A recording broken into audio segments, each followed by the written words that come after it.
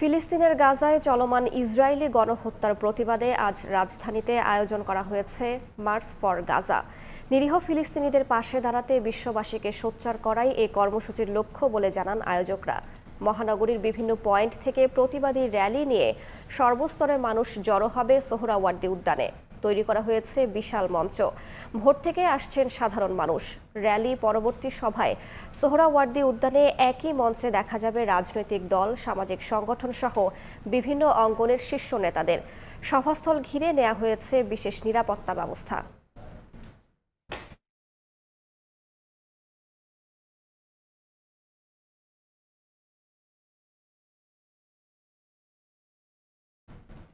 এই মুহূর্তে সোহরাওয়ার্দী উদ্যানে আছেন রিপোর্টার শফিক মুন্সি। সরাসরি যাচ্ছি তার কাছে।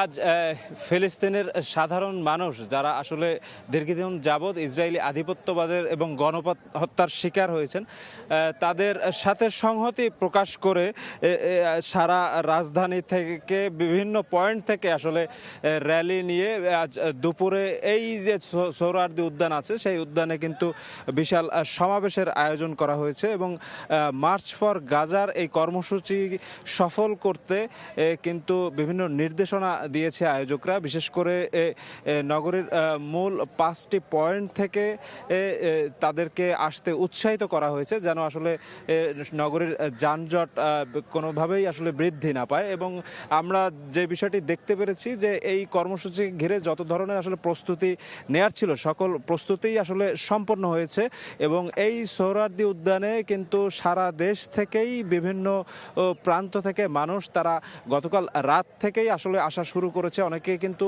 এই সোহরাওয়ার্দী উদ্যানে রাত্রি যাপন করেছে এবং এখন মাত্রই সকাল 8টা, এর মধ্যেই কিন্তু সোহরাওয়ার্দী উদ্যানের অনেক জায়গায় আসলে একদম মানুষে পরিপূর্ণ হয়ে গেছে। তাদের হাতে বাংলাদেশ এবং ফিলিস্তিনের পতাকা শোভা পাচ্ছে, তাদের হাতে বিভিন্ন ধরনের সৃজনশীল যে প্লাকার্ড সেগুলো আসলে শোভা পাচ্ছে, যেগুলো এই সমাবেশ যখন শুরু হবে তখন তারা প্রদর্শন করবে বলেই আমরা জেনেছি যে এই কর্মসূচি যেন সুচারুভাবে সম্পন্ন হয় এজন্য কিন্তু সকল ধরনের যে নিরাপত্তা ব্যবস্থা সেটা নিয়েছে আইন শৃঙ্খলা রক্ষাকারী বাহিনী এবং যেই রুটগুলো দিয়ে আসলে মার্চ করে র্যালি সহকারে জনতা এই সোহরাওয়ার্দী উদ্যানে আসবে সেই জায়গাগুলোতে কিন্তু বাংলাদেশ সেনাবাহিনী এবং আইন শৃঙ্খলা রক্ষাকারী বাহিনীর অন্যান্য যে সদস্যরা তারা ইতোমধ্যে কিন্তু সেইখানে নিরাপত্তার চাদরে ঢেকে ফেলেছে সেই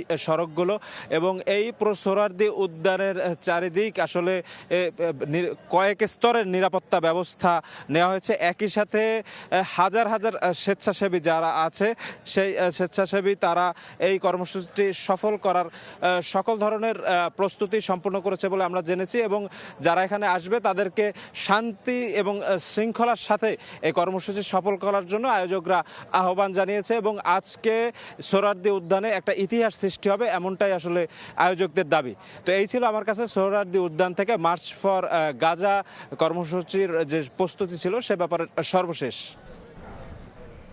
সরাসরি যুক্ত ছিলাম।